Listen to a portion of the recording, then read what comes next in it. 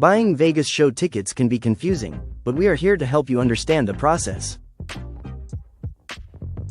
Buying show tickets is comparable to buying flight tickets.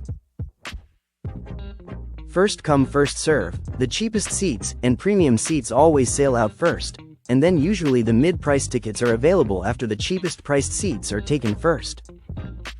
Purchasing in advance gets you a better seat and better price.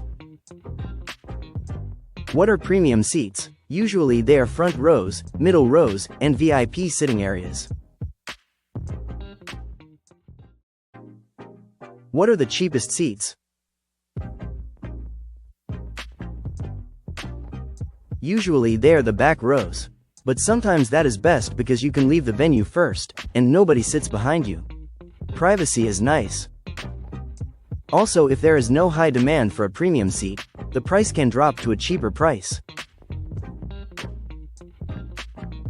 Show tickets are delivered to your email and can be screenshot saved at checkout to show bar-coded tickets to show ticket takers your valid ticket. That is nice because you'll never lose your ticket.